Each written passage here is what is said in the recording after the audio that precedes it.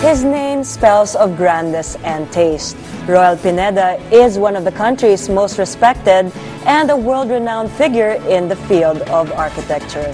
His modern tropical creations have captivated the hearts in global architecture. Let's take a peek into the life and works of His Highness, Architect Royal Pineda.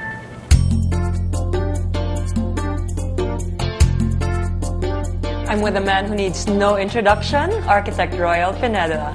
Good morning. Good morning, Isabel. Okay, well, everybody knows you are an architect, of course. And how about telling us how long you've been practicing? Well, I've been practicing for 15 years already. I started with a very good firm. I worked with the group of our national artist, Lindy Locsin. My training basically with architect Ed Ledesma was the best training that I think any architect would and could ever have. That 5 years of training and now the 10 years of doing my own architecture is something that I'm really excited about and doing continuously.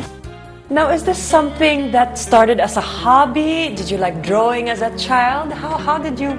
Well, it's really very natural, no? In fact, the real story is that I don't even know what I really wanted. Okay. As a course. Yes. But I knew what I wanted to do. Okay. Like I wanted to design, I wanted to do architecture or buildings, yes, homes. With that, and my father, my mom, who also loves to paint, both of them are educators, in fact, no? Okay. But I think the good thing is that they're both into paintings or sketching, yes, no? So with that, I think it was good. Second nature for you to, yes, I guess, and I'm the first architect this in the family, no? Oh, wonderful. I mean, in the entire family. It was natural, and I think it was a destiny for me. You've said you've been doing this for quite a lot of years already. Now, do you feel that you've developed your own signature style already? I think so. In fact, when I was in my previous firm, I was so eager to already express the feeling and that sensibility that I wanted, which is nature. You know, it was all about nature. It was all about having something natural for a reason, having my design evolve from something that was a God-created element. So when I started to work and collaborate with my partner in this company that we created, it was really almost towards that level of just implementing it. I think the best thing is that the suppressed feeling and those years of wanting to do something that you want to do, yes, suddenly it's now ready and you can do it. It was really like an adventure of creativity, yes, wanting and it's to burst now out. it's now flowing. It's just continuously flowing, and it's a never-ending process. And it's beautiful because the inspiration is never ending. It's infinite. Yes. Because it's all about nature. I think when I met Budji, it was a perfect timing. Like my urge of having and wanting to do my own architecture was presently happening inside me. correct. And I wanted to really be out there and design my own approach. And here is Budji also. He was doing his projects. You've been featured in magazines and books, coffee table books, of course. What are your personal favorites? All my projects seems to be my favorites. But right now, I think some of the present projects that we recently also finished that excited me and still exciting me. We did a project in Tel Aviv. No? This is a showroom owned by an Israeli lady who believes in the philosophy of nature. I met her maybe 5 years ago, and she came back to me after 3 years with a plan and showing an old granary, a wheat granary. Yes. It's a pyramidal shaped granary of 800 square meter, columnless, huge, big, very majestic. And she said, I think I got the right location. And so, what I said, let's keep everything honest. Keep it natural. Let's just show all the concrete. Let us just be honest with the structural. And let's create a space that will feature every space, every material, every product of Earth.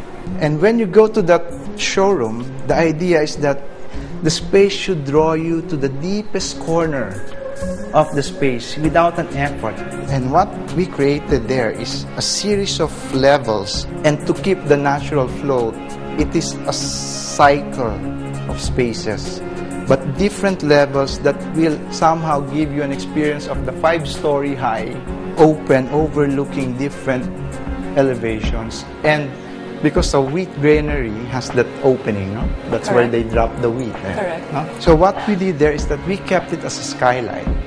And the idea, and being in Israel, it's so majestic. Like when you see the light passing through and entering the dark space with all the organic products and everything, it made the whole thing very special. So you've talked about your projects abroad. How about something closer to home? What are your projects here? Yeah, we're now doing something in Bohol. What's really great about it is that we're doing the total design on this project. I'm doing the architectural design.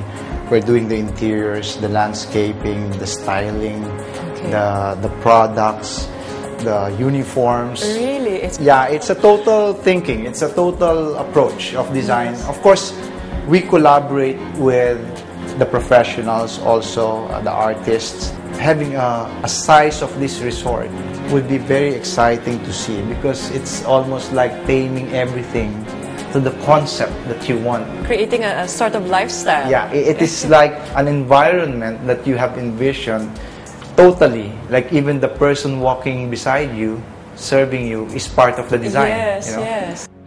Here in the city, we're doing condominium, and I would like to emphasize a concept that is for Makati. It's a very big responsibility to create something that will be there almost permanently and to affect the landscape or the cityscape, the psychological part of living, the people around, the people who are in contact with your architecture.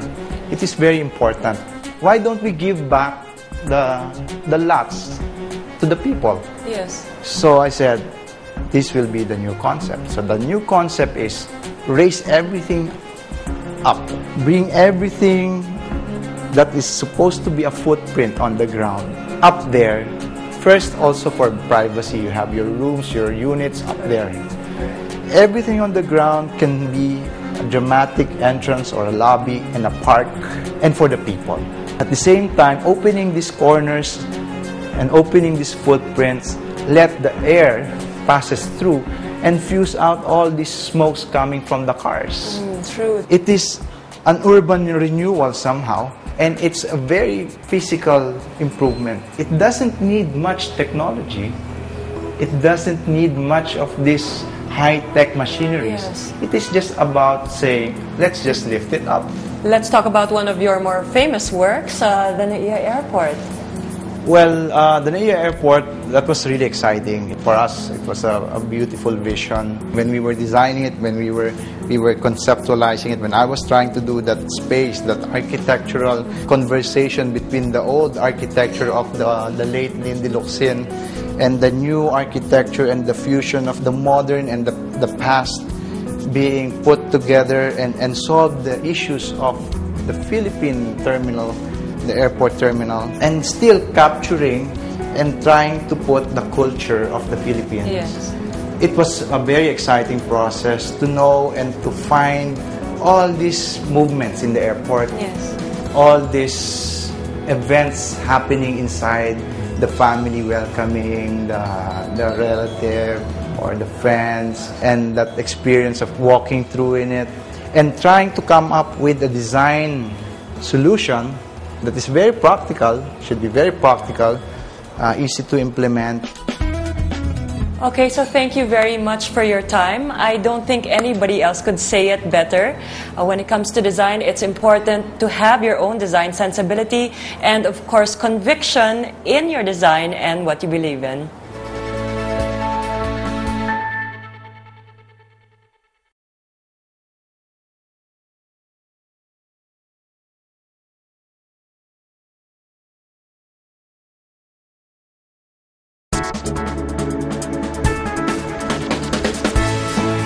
Air conditioning is an essential element in home building and office management. With temperatures rising, air cons are indeed an integral part of everyday living. That is why we all need efficient and reliable air conditioners.